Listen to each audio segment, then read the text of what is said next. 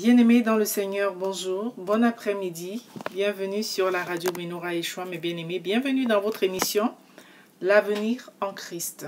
Que la paix et la grâce de notre Seigneur Jésus-Christ reposent sur chacun d'entre nous. Amen.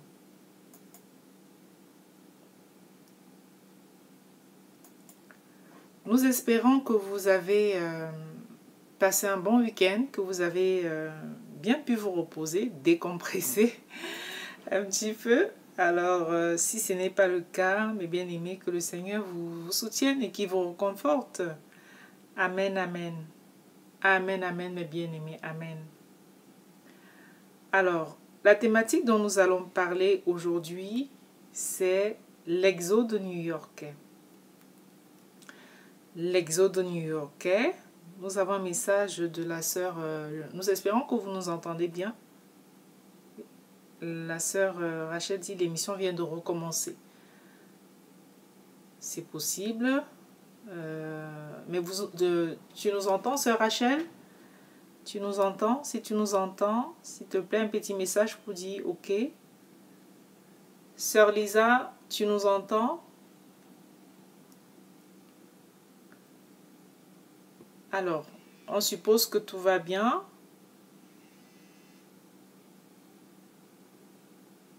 Bonjour, sœur Rachel.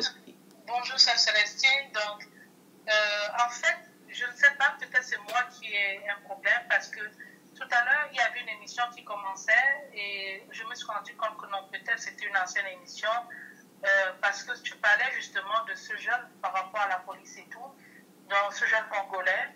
Oui. Donc, ça d'abord commencé et après, directement, tu viens de commencer en fait. C'est maintenant que tu viens de te mettre en antenne peut-être? Oui, oui, tout à fait. On a commencé avec 4 minutes de retard, sœur Rachel. Ah d'accord, ok, je comprends mieux. Ça marche, non, c'est moi. D'accord, merci de l'alerte. Merci sœur Rachel, merci de l'alerte. Sois bénie. À bientôt, merci. Merci beaucoup sœur Rachel.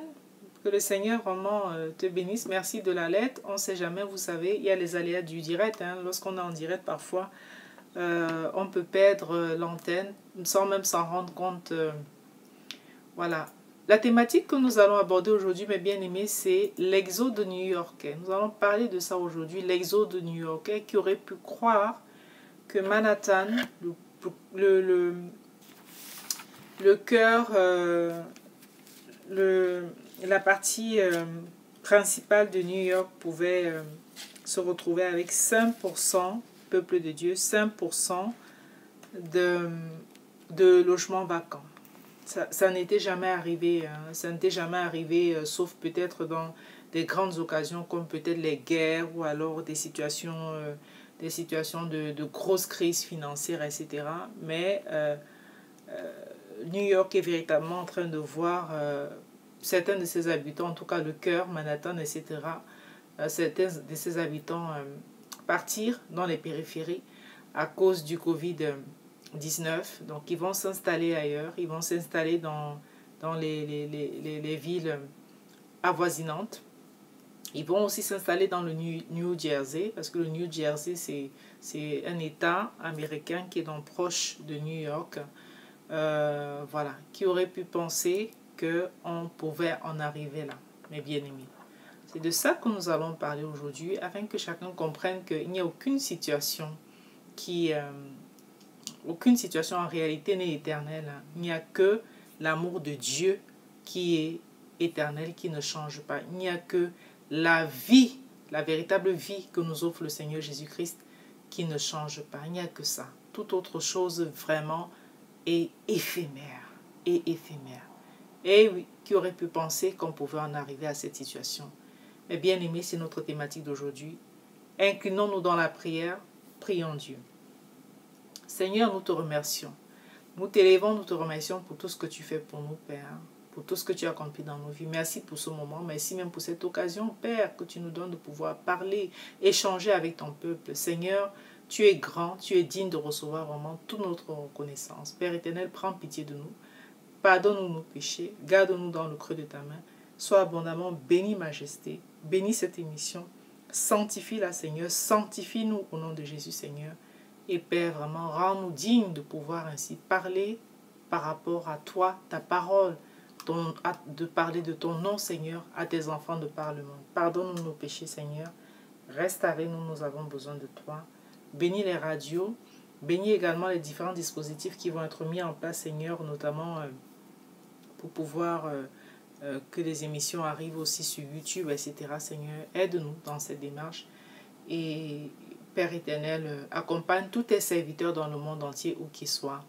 Sois avec eux, Père. Veille sur eux, Père. Et garde-les, Seigneur. Au nom de Jésus, Amen. Voilà, mes bien-aimés, merci beaucoup de nous avoir rejoints aujourd'hui. Alors, l'exode new-yorkais, c'est de ça que nous parlons, bien-aimés dans le Seigneur. Les appartements se vident à New York. Vidés par qui? Par les propriétaires, mais aussi par les locataires, etc. Il y a déjà beaucoup de personnes de New-Yorkais qui ont décidé de quitter définitivement. Hein. Donc, ce n'est pas juste un aller pour 2 semaines ou 3 semaines, etc. Parce que lorsqu'on va acheter une maison à côté dans les villes avoisinantes, ce n'est pas pour revenir...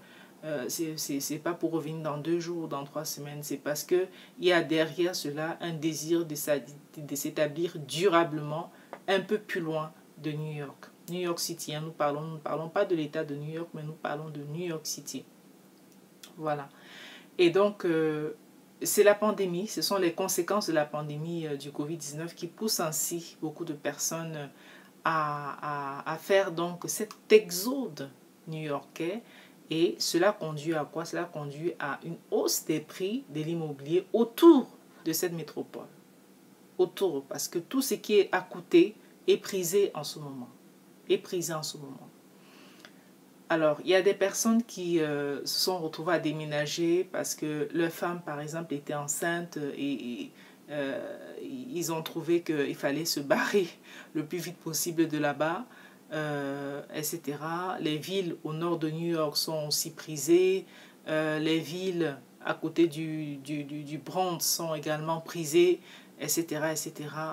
Donc, c'est vraiment quelque chose d'étrange que les New-Yorkais sont en train de vivre. C'est une situation vraiment étrange que les New-Yorkais sont en train de vivre. Alors, en plein cœur de la pandémie, il y a certains qui étaient partis s'installer temporairement ailleurs, hein, avec peut-être les membres de la famille, etc., etc., mais qui ne sont plus revenus. Depuis le mois de mars, en fait. Donc, parti, comme là on est en juillet, n'est-ce pas? Vous décidez peut-être, ok, bon, ben, je vais aller passer le temps que l'épidémie se calme, je vais peut-être faire 1 mois ailleurs, mais l'épidémie ne se calme pas. C'est compliqué. Finalement, vous vous rendez compte que non, mais non, vous n'allez même plus revenir habiter là-bas. Donc, il y a, voilà les différents cas de figure auxquels certains New-Yorkais sont confrontés dans ce désir donc, de procéder le plus rapidement possible à cet exode new-yorkais. Alors, on l'a dit, certains cherchent à s'installer dans le New Jersey et il paraît que dans la ville de Montclair, qui est une ville très prisée dans le New Jersey, les gens ont eu à faire des propositions de 20% au-dessus du prix affiché. Je ne sais pas si on se rend compte, mes bien-aimés. En général, lorsqu'un prix, le prix d'une maison affiché, il y a une négociation au rabais. En général, c'est plus dans cet ordre-là. Les gens négocient, les gens se battent voilà, pour essayer de grappiller quelques euros, quelques milliers d'euros, quelques milliers de dollars en l'occurrence. Mais pour le cas d'espèce, ça a été plutôt 20%. Hein. Il n'est pas rare que sur le prix affiché, mettons peut-être un prix affiché, je sais pas moi, à 400 000 $, et bien il y a des personnes qui étaient prêtes à acheter en 20% plus cher. Parce que voulant à tout prix obtenir le bien. C'est dire alors que vraiment la demande est forte. Pour en arriver à une situation pareille, ça veut dire que la demande est surabondante. Surabondante par rapport à l'offre au point où les gens sont prêts à payer beaucoup plus cher. Donc, en général, même pour que le prix des biens augmente de 20% en 1 an, c'est très rare. Des biens immobiliers, c'est très rare. Alors là, on est sur quelques mois. Imaginez alors à quel point la demande va être forte. À quel point la demande est forte pour qu'on en arrive à une situation où eh bien, les gens sont prêts à mettre 20% de plus que le prix. Ça veut dire quoi? Ces personnes ont absolument envie d'avoir le bien. Et ça veut dire aussi que peut-être certaines personnes qui se disaient, oui, voilà, on va acheter au prix. Ça veut dire que même si vous venez vous acheter au prix, vous serez même moins disant que beaucoup de personnes.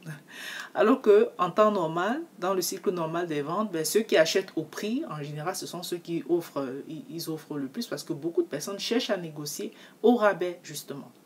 Et donc, les agences immobilières sont estomaquées, elles sont étonnées de la situation. Elles-mêmes, elles disent qu'elles ne s'attendaient pas à une demande aussi forte, et que véritablement, il y a certains qui disent c'est la première fois qu'ils voient une situation pareille. Donc, il y a un véritable traumatisme là-bas, dans la tête des habitants. Est-ce le fait d'avoir vu autant de personnes décédées? Vous vous rappelez, même nous ici, on regardait les images à la télé où il y avait des camions frigorifiques qui s'alignaient à côté des hôpitaux où on parquait les corps et les corps des gens qui étaient non décédés du Covid. Voilà la situation là-bas, mes bien-aimés. Voilà la situation là-bas. Il y a aussi d'autres Américains d'autres New-Yorkais qui ont estimé que les mesures de sécurité n'étaient pas assez fortes, qu'elles n'étaient pas assez fortes, par exemple, ou alors que les habitants ne faisaient pas assez attention. Par exemple, il y a le témoignage de quelqu'un qui dit, oui, voilà, il est allé se balader à Central Park, hein, qui est au cœur donc, de Manhattan. Il allait se balader là-bas et aux premières journées de printemps, et il s'est rendu compte que finalement il y avait très peu de personnes qui avaient des masques, et à ce moment-là il a pris la décision, non, ce n'était plus la peine de rester à New York vu tout ce qui était en train de se passer. Il a décidé tout simplement de partir. Alors on le disait, dans dans le bas de Manhattan, il y a plus de 5% d'appartements vacants, ce qui n'a jamais été vu depuis plus de 10 ans. Jamais vu depuis plus de 10 ans, mes bien-aimés.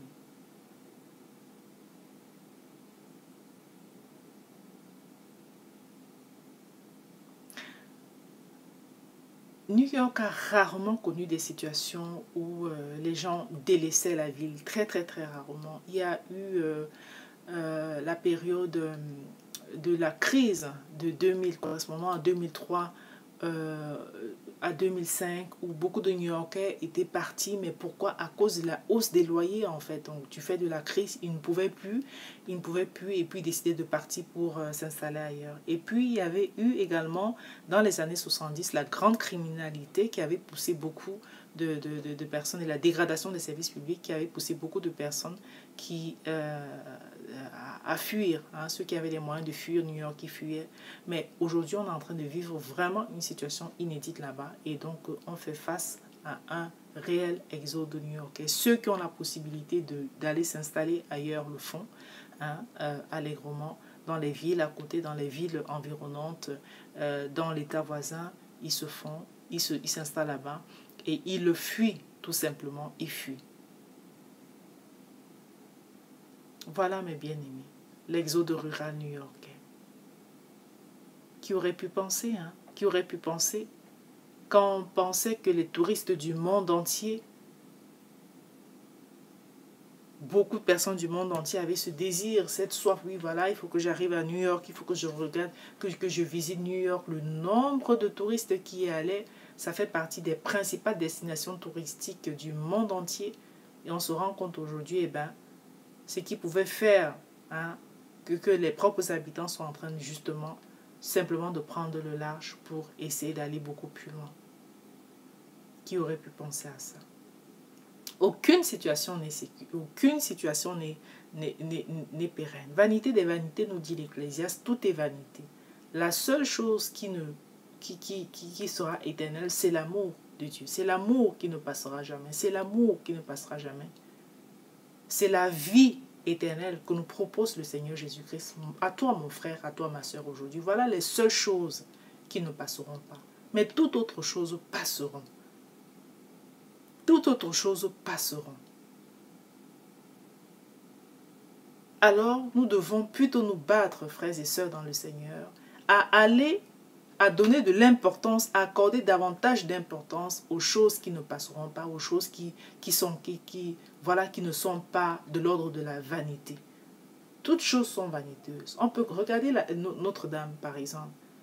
Beaucoup de personnes venaient, les touristes du monde entier, pour contempler Notre-Dame. Et pam, en un laps de temps, ce Notre-Dame-là s'est retrouvé, voilà, une grande partie, en tout cas de la partie supérieure de l'édifice, complètement calcinée. En un soir, ça s'est fait. Et les télévisions de la plupart des pays du monde ont filmé cela. Comment Notre-Dame était en train de brûler. Comment la flèche de Notre-Dame était en train de casser et de tomber. Rien. Il n'y a rien qui puisse être, voilà, permanent si ce n'est l'éternel Dieu Tout-Puissant. Il est éternel. Si ce n'est notre Seigneur Jésus-Christ, si ce n'est son amour, et si ce n'est véritablement la vie éternelle que nous propose le Seigneur Jésus. Toutes autres choses sont... Vous pouvez vous lever, regarder par exemple les attentats. Lorsqu'il y a eu des attentats, regardons, souvenons-nous du World Trade Center. Les deux tours jumelles, justement, dans cette ville de New York, qui faisaient peut-être la fierté, le caractère de réussite qui symbolisait la réussite de New York. En un laps de temps, cela est complètement tombé à cause du terrorisme. Beaucoup d'autres villes ont souffert à cause du terrorisme. Des symboles que ces villes-là pouvaient, voilà, dont se réjouir en eux. Il peut avoir, ça peut être pas seulement un terrorisme, ça peut être un tremblement de terre, ça peut être une catastrophe naturelle qui vient comme ça, balaie tout sur son passage. Pourquoi? Parce que Dieu est souverain. Alors, dans le cas d'espèce, il a fallu que ce soit dans ce Covid. Ce Covid qui est venu immobiliser les avions dans le monde entier. Et les avions sont restés, beaucoup d'avions en tout cas, jusqu'à aujourd'hui, sont restés cloués au sol. Ce qui pouvait faire la fierté de l'Europe avec l'Airbus 380, qu'est-ce qu'on est en train de dire? Qu'ils vont simplement arrêter la production de cet avion qui est devenu trop gros finalement par rapport aux besoins réels du monde.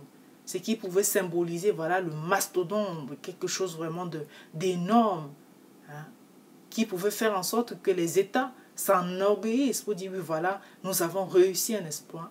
Eh bien, qu'est-ce qui se passe? Cela nous vaut absolument plus rien. Même si vous proposez aux compagnies aujourd'hui, quelle compagnie achètera encore cet avion?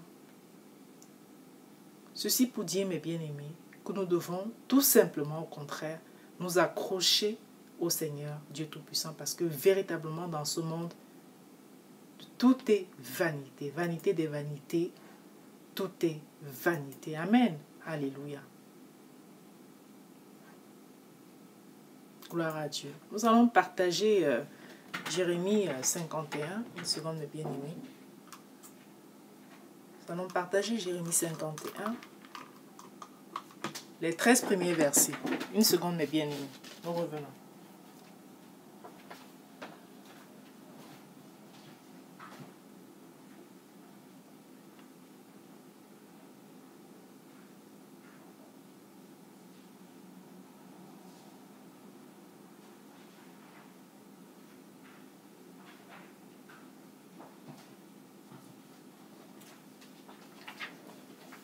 Voilà, nous y sommes, Jérémie 51,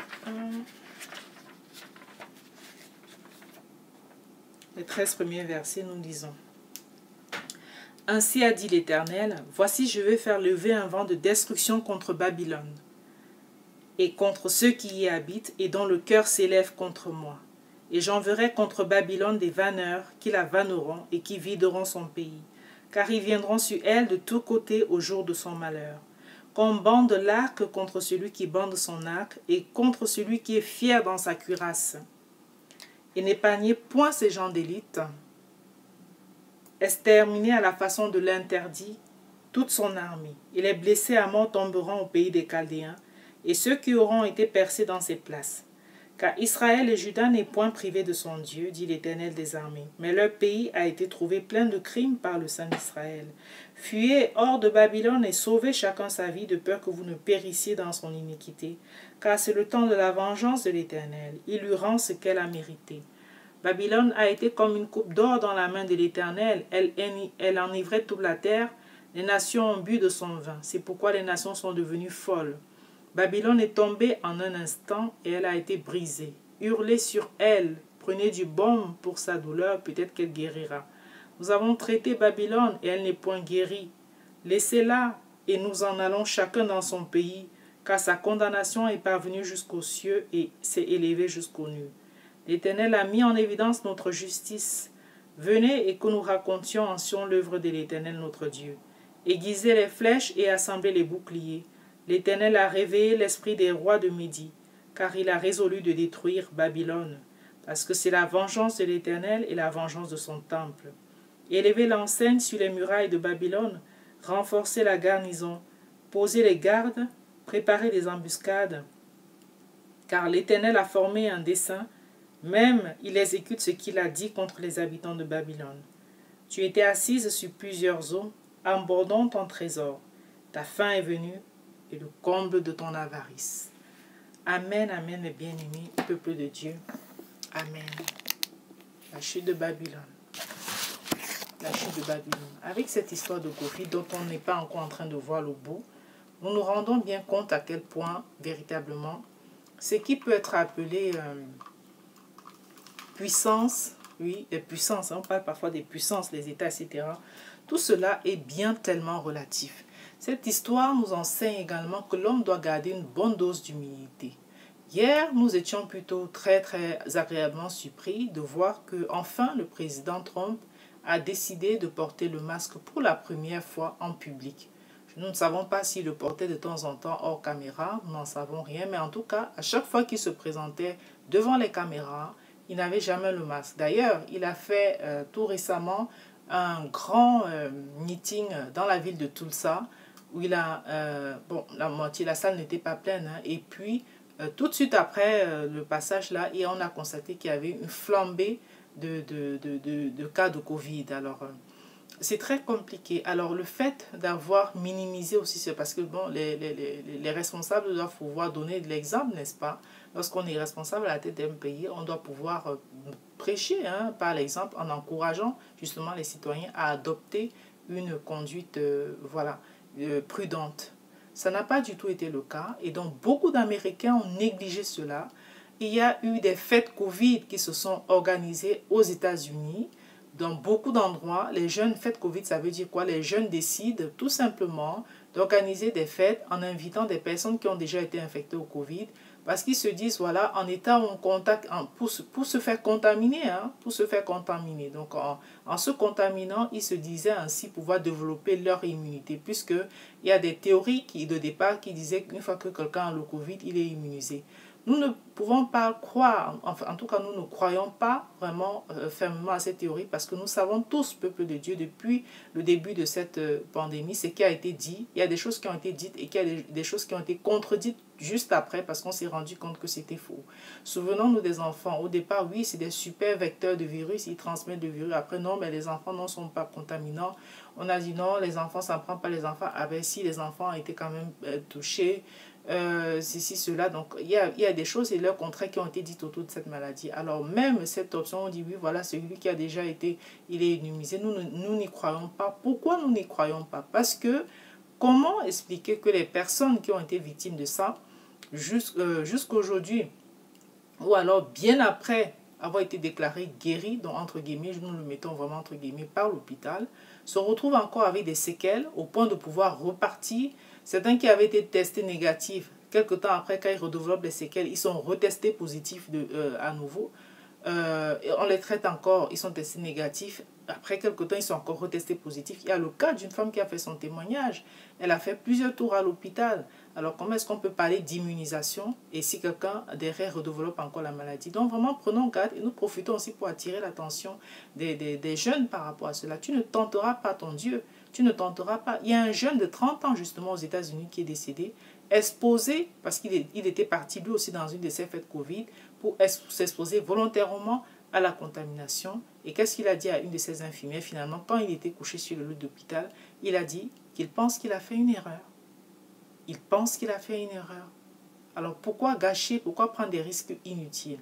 Alors nous pouvons revenir au président. Nous pensons qu'il aurait fallu dès le départ qu'il montre qu'il ne relativise pas. Rappelons-nous le nombre de personnes qui avaient parlé de grippette, n'est-ce pas?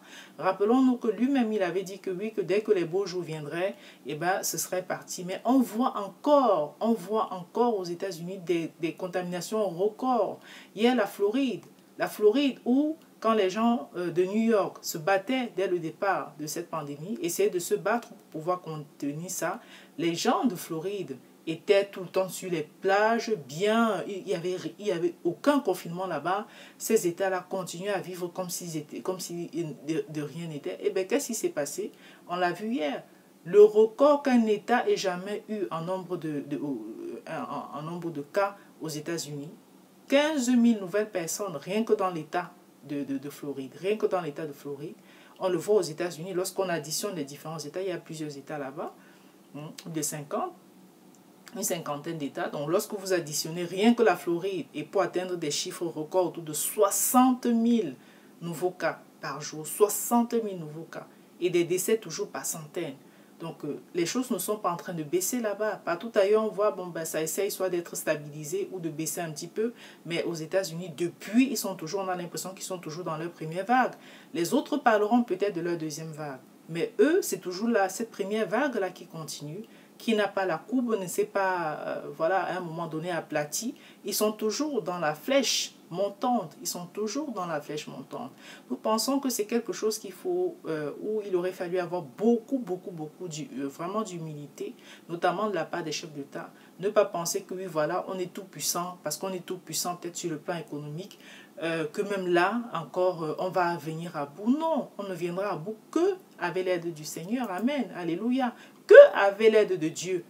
Cette histoire qui n'est pas une âme impressionnante que l'homme, encore dans sa folie meurtrière, a encore créé, une âme voilà, qui va venir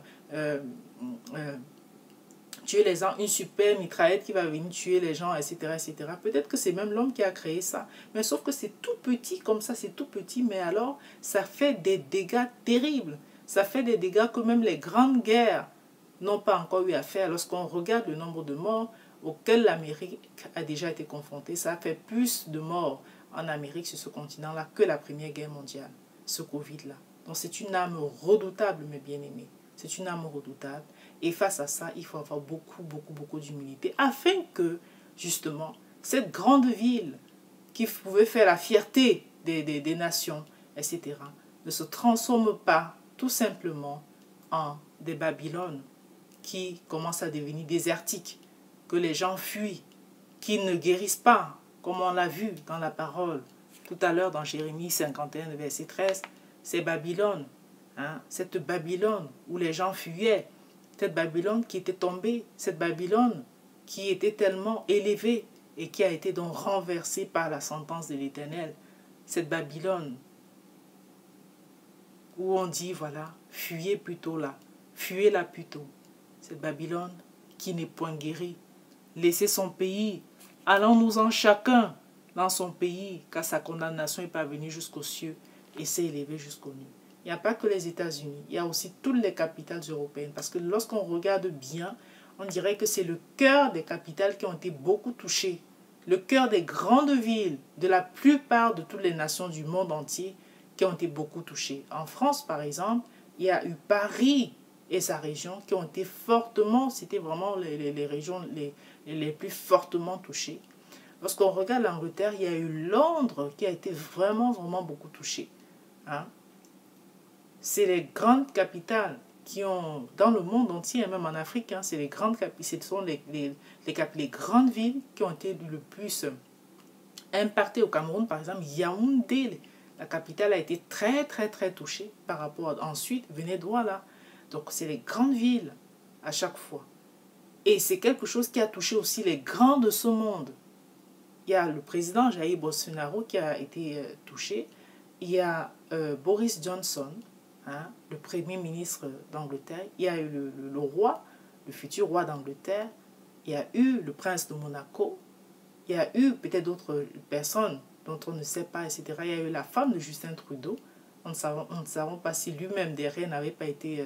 Donc en fait, c'est quelque chose qui est venu. Et même en Afrique, il y a beaucoup de chefs d'État qui ont été aussi atteints par rapport à... ou alors des personnes à haut niveau de responsabilité. En France, il y a eu des ministres qui ont été atteints. Donc c'est quelque chose qui est venu ébranler non seulement les grandes capitales, mais qui ébranlait également des grandes sphères de décision. Donc c'est pour ça que vraiment, les peuples du monde entier, mes frères, mes sœurs, nous devons davantage nous tourner vers le Créateur de toutes choses, qui est l'Éternel Dieu Tout-Puissant, et le supplier vraiment, parce que ce n'est que par sa grâce que nous pouvons réchapper de cette histoire qui est terrible et qui est dramatique et qui fait tant de mal, Franchement, lorsqu'on regarde la situation vraiment que New York est en train de traverser, que les États-Unis sont en train de traverser, c'est très difficile. Vraiment, ça ne me réjouit pas le cœur. Ça ne me réjouit pas le cœur. Et que Dieu aide cette nation. Que Dieu aide même le Brésil, qui a eu tellement aussi vraiment de cas. Que Dieu aide les pays africains. Que Dieu aide l'Europe. Que Dieu nous aide, qui aide les pays asiatiques, qui nous aide tous vraiment à vaincre cette affaire, à sortir de cette affaire. Mais tournons nos cœurs vers lui et reconnaissons que notre orgueil ne peut rien nous donner dans cette affaire. Que ce n'est qu'en s'inclinant devant le Dieu Tout-Puissant que nous pouvons vraiment nous en sortir. L'autre jour encore, j'étais en rendez-vous avec ma fille, et puis un infirmière qui me disait apparemment ils avaient eu, je ne sais pas, elle nous parlait d'un décès de son côté à elle, je ne sais plus qui, mais je ne sais pas si la personne était décédée du Covid ou pas, etc. etc. On trouvait juste un peu difficile le fait qu'en ce moment, même quand vous avez votre personne qui perd quelqu'un, vous ne pouvez même pas la serrer. Donc en fait, elle déplorait ça avec sa collègue et tout ça, médecin, il déplorait ça en disant, ouais voilà, on ne peut même pas, on ne peut plus, on veut les serrer dans nos bras, on veut les prendre dans nos bras, mais on ne peut plus, on y arrive, puisque c'est interdit de toute façon. On vit des temps très étranges. Vous ne pouvez même pas reconforter les gens, vous ne pouvez pas facilement aller rendre visite, vous avez envie d'aller rendre visite aux vôtres, et vous n'arrivez pas. Vous n'arrivez pas à cause de cette affaire. C'est compliqué, hein. Vraiment, on vit des temps très, très, très compliqués. Et donc, elle disait ça. Et donc, je lui disais, oui, en Afrique, on avait prédit, par exemple, l'hécatombe, etc. Mais finalement, ce n'était pas ça. Elle m'a dit, oui, c'est vrai, en Afrique, on pensait que ça devait être beaucoup plus difficile. Et tout de suite, elle me dit quoi? Elle me dit, oui, peut-être que comme ils sont habitués au palu, naturellement, ils sont immunisés, etc., etc. Donc, tout de suite, on a trouvé une raison cartésienne, hein, comme d'habitude. Et donc, je lui ai dit, nous, en Afrique, nous prions beaucoup et nous pensons que le Seigneur nous a aidés. Et j'ai rajouté, il y a aussi les plantes, enfin des recettes de grand-mère que les Africains ont beaucoup utilisées, ils ont beaucoup consommé. Et voilà, donc cela a aussi aidé. Et tout de suite, elle était curieuse. Hein. Elle m'a dit, oui, mais c'est quoi, vous utilisez quoi comme recette de grand-mère? Alors, nous sommes dans l'encre. Et puis, je lui disais, parce que vraiment, s'il fallait compter que sur la médecine moderne, etc., nous n'avons pas assez d'infrastructures en Afrique. Nous n'avons pas assez d'infrastructures sanitaires en Afrique. Sur ce point-là, elle et moi, on était d'accord. Je lui disais, parce que si ça arrivait et si c'était que ça, comment est-ce qu'on allait faire? Donc, c'était pour renforcer le fait que vraiment, si l'Afrique n'a pas connu l'hécatombe qui était prévue, en tout cas jusqu'ici, c'est bien parce que la main de celui qui est plus grand que tout, celui qui est le plus tout-puissant, notre Dieu, l'Éternel Dieu tout-puissant, il a mis la main sur l'Afrique, alléluia, et a empêché que nous n'arrivions à cette situation déplorable. Parce que les hôpitaux, vous allez amener vos gens dans quels hôpitaux? Avec quels moyens? C'est pas assez équipé, c'est pas assez équipé. Il ne faut pas se mentir, il faut dire la vérité vraiment telle qu'elle est. Lorsqu'on voit le nombre de respirateurs dans les pays développés, lorsqu'on voit le nombre de personnels soignants, les équipements qui sont mis, les lits médicalisés, tout ça, les réanimations, il ne faut pas se mentir, ça ne sert à rien de faire semblant. Non, reconnaissons cela. Mais comme nous avons un Dieu qui est au-dessus de tout, qui est le médecin par excellence, eh bien, il est parti dans ces peuples-là. Il les a aussi aidés. Il a mis la main et il a permis vraiment que l'hécatombe que les autres êtres humains, croyant tout savoir, avaient prédit, ne puisse pas arriver. Et l'Éternel a encore béni ces peuples en leur inspirant des recettes, qu'ils ont aussi essayé de boire et ça les a aidés. Nous ne disons pas qu'il n'y a pas eu des morts là-bas, il y en a eu, mais en tout cas, ce n'était pas dans les proportions que les êtres humains qui ne sont pas capables de donner le souffle de vie à quelqu'un avaient déjà donc prédit, bien aimé. Restons vraiment très humbles. Restons très humbles dans cette affaire et tournons-nous simplement vers Dieu qui sait tout. Alors, l'infirmière, elle était très curieuse de savoir donc quelles étaient dans cette recette de grand-mère. Je lui ai dit le peu que je pouvais savoir. Et j'ai même dû oublier des choses, mais dans la foulée comme ça, je lui ai dit, bon ben vous mélangez, et je le dis aussi entre nous tous ici mes bien-aimés, parce que nous ne savons pas jusqu'où pourra partir cette vidéo. Si ça peut aider les uns et les autres, pourquoi pas, parce que cette affaire est terrible, que Dieu nous aide tous. Je lui ai dit que voilà, nous pouvions donc utiliser de l'aloe vera, du gingembre, du miel, du citron, mélanger et voilà, et en consommer. Elle m'a dit du gel ou du jus d'aloe vera. Donc tout de suite, elle était vraiment très captivée. Je lui ai dit, voilà, du gel, et voilà. Et il y a d'autres recettes encore. Il y a la sœur Rachel avec l'ananas. Voilà, vous pouvez rajouter ça, vous mélangez.